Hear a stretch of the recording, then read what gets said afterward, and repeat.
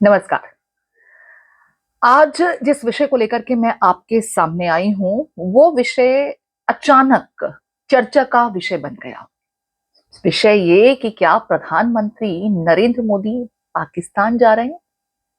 आपने ठीक सुना, मैंने पाकिस्तान ही कहा है। अब आपके ज़हन में होगा कि पाकिस्तान आखिर अचानक, हमारी तो बातचीत बंद थी ना पाकिस्तान से, तो प्रधानमंत्री नरेंद्र मोदी पाकिस्तान क्यों जा रहे हैं? क्या सब कुछ सुधर गया? सब कुछ ठीक हो गया? नहीं, ऐसा कुछ नहीं हुआ है। लेकिन कई बार डिप्लोमेटिक टॉक्स के लिए हमें कुछ टेबल्स पर मौजूद रहना पड़ता है। ऐसा ही एक टॉक जो एससीओ समिट के जरिए 15 और 16 अक्टूबर को इस्लामाबाद में होने जा रहा है, उसका आयोजन क्योंकि पाकिस्तान में है, प्रधानमंत्री नरेंद्र मोदी को निमंत्रण मिला है। लेकिन जैसा कि मैंने पहले भी कहा कि पाकिस्तान के साथ तो बातचीत बंद है। तो यही सवाल ज्यादातर लोगों के ज़हन में है कि क्या प्रधानमंत्री नरेंद्र मोदी पाकिस्तान के निमंत्रण पर इस्लामाबाद जा रहे हैं? पाकिस्तान के विदेश मंत्रालय की प्रवक्ता ज़हरा बलूच ने इस बात की पुष्टि की कि भारत को भी निमंत्रण दिया गया है और एससीओ के अंतर्गत आने वाले जितने देश हैं उन्हें भी न्योता दिया गया है। कुछ अन्य देशों को भी आमंत्रित किया गया है। कुछ लोगों का कन्फर्मेशन आ चुका है, भारत की तरफ से अभी तक कोई कन्फर्मेशन नहीं है या उसको लेकर के उनकी तरफ से टिप्पणी भी नहीं हुई। और जब यहाँ पत्रकारों ने विदेश मंत्रालय से इस बाबत और प्रधानमंत्री नरेंद्र मोदी क्या पाकिस्तान जा रहे हैं, इस पर सवाल किया, क्योंकि ये एक बहुत महत्वपूर्ण सवाल है दोनों देशों के संबंधों के लिहाज से भी, हमारी कूटनीतिक जो पॉलिसीज हैं उसके लिहाज से भी। तो ऐसे में ये चीज बहुत महत्वपूर्ण हो जाती है कि क्या प्रधानमंत्री नरेंद्र मोदी पाकिस्तान जाएंगे। वैसे ऐसा कोई हार्ड एंड फास्ट रूल नहीं है कि उनको जाना ही होगा क्योंकि भारत इस समूह का एक मेंबर देश है। क्योंकि इससे पहले भी जो मेरे पास रिकॉर्ड्स हैं उसके हिसाब से कजाकिस्तान में इसी साल 3 और 4 जुलाई को जब इसका एक समिट हुआ तो पीएम नहीं गए थे और उनके बदला रिप्रेजेंटेशन एस जयशंकर साहब जो विदेश मंत्री हैं उनकी तरफ से किया गया था। इसके बाद देखिए किर्गिस्तान में भी प्रधानमंत्री नरेंद्र मोदी नहीं गए थे। विदेश मंत्रालय से सवाल किया गया तो आने वाले 2 दौरों के बारे में, जिसमें से एक जो है ब्रुनई और दूसरा सिंगापुर, इसको लेकर के विदेश मंत्रालय ने कॉन्फर्मेशन दिया कि पहले ब्रुनई और उसके बाद सिंगापुर पीएम मोदी जाएंगे। वो शेड्यूल्ड है, सितंबर के महीने में उनके ये दौरे होने जा रहे हैं।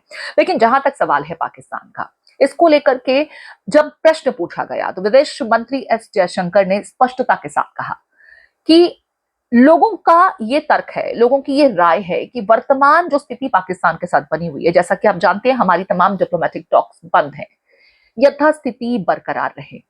तो क्या इसे हम ना समझें? पीएम मोदी नहीं जाएंगे, क्या पाकिस्तान को यह कह दिया गया है, या उन्हें जवाब देना भी जरूरी नहीं है, या भारत की तरफ से रिप्रेजेंटेशन कोई और करेगा? ये तमाम सवाल हैं। ऐसा नहीं है कि प्रधानमंत्री नरेंद्र मोदी ने पाकिस्तान से बात नहीं करनी है। आपको याद होगा 2014 में वो पीएम बने, इसके बाद 2015 में अफगानिस्तान के दौरे पर गए थे।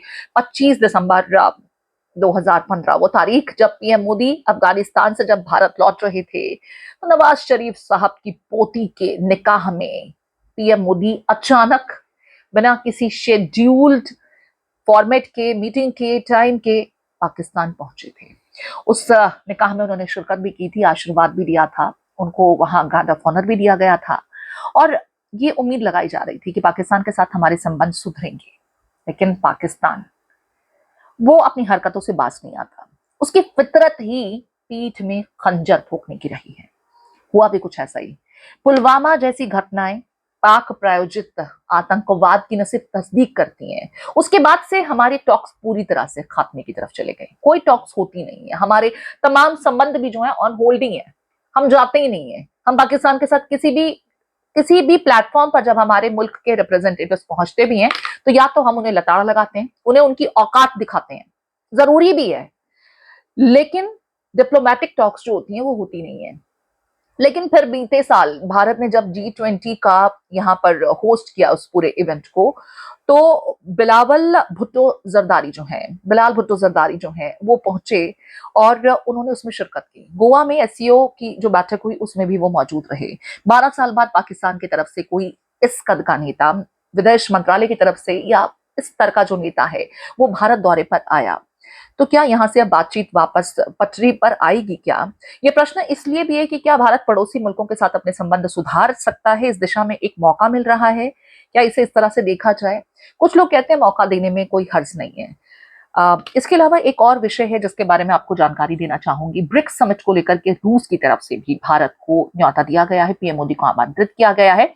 इस समिट में शी जिनपिंग जी, चीन के सबसे बड़े व्यक्ति और जिनके साथ भारत के संबंध फिलहाल तो अच्छे हैं नहीं, गलवान के बाद से जो स्थितियां हैं सब जानते हैं, वाकिफ हैं। तो एक तरफ एलओसी, एक तरफ एलएसी है, जो दोनों हमारे पड़ोसी देश हैं, हमें परेशान करते रहते हैं। हालांकि हमारा कद बहुत बड़ा हो चुका है और इनके लाख कोशिशों के बावजूद वो कामयाब नहीं हो पाते। हम टॉक्स भी नहीं करते। अगर कुछ ऐसे प्लेटफॉर्म्स पर यदा कदा आमना सामना हो भी जाता है तो बहुत स्मार्टली, मैं ये कहूंगी कि उन्हें उनकी औकात दिखाते हैं हमारे नेता, चाहे एस जयशंकर साहब हो, जो हर प्लेटफॉर्म पर, यूएनओ तो को बख्शा नहीं उन्होंने, क्योंकि जब आप एक खास स्ट्रैटेजी को अख्तियार करते हैं तो भारत को अपनी भूमिका मालूम है। विश्वगुरु बनने की दिशा में हम अग्रसर हैं तो औकात हम बताते रहते हैं, और पाकिस्तान को तो जरूरी भी है उसकी औकात बताना। तब कुछ लोग ये कह रहे हैं कि पुलवामा हुआ था, समय बीत चुका है, वक्त देना चाहिए। तो मेरा सवाल उनसे ये है कि क्या जो जम्मू कश्मीर में लगातार हो रहा है आतंकवादी गतिविधियां, उससे आप वाकिफ नहीं है? हमारे बहादुर जवान शहीद हो जा रहे हैं, उससे आप वाकिफ नहीं है?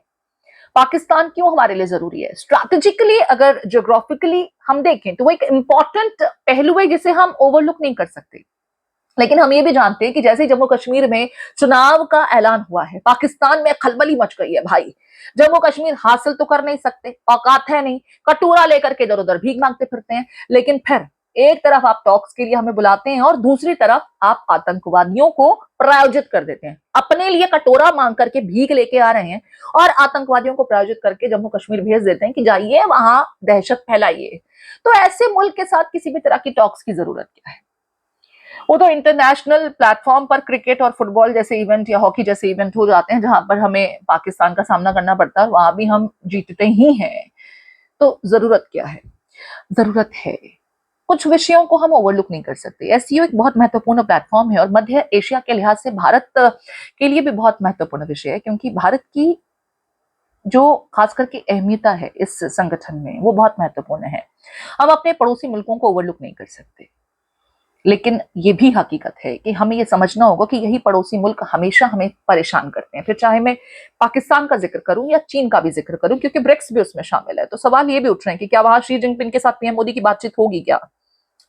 हमने एलएसी वाली उस घटना के बाद मल्टीपल लेवल, कमांडर लेवल्स की टॉक्स की। कई प्लेटफॉर्म पर हमारे देश के जो मुल्क के जो प्रतिनिधि हैं या हमारे नेता हैं आमने सामने भी आए, लेकिन फिर द्विपक्षीय बहुत अच्छी बातचीत कभी हुई नहीं या औपचारिक तरीके से हुई नहीं, ताकि स्थितियां वापस पटरी पर आए। तो क्या इन मौकों का इस्तेमाल भारत फिर करेगा विश्वगुरु बनने के लिए? ये देखना महत्वपूर्ण होगा। आपका कमेंट बहुत महत्वपूर्ण है हमारे लिए, जवाब जरूर दीजिएगा, इंतजार रहेगा। और हमारे इस चैनल को सब्सक्राइब कर लीजिए, क्योंकि इन्हीं महत्वपूर्ण विषयों को लेकर के आपसे मुखातिब होंगे। नमस्कार, शुभ रात्रि।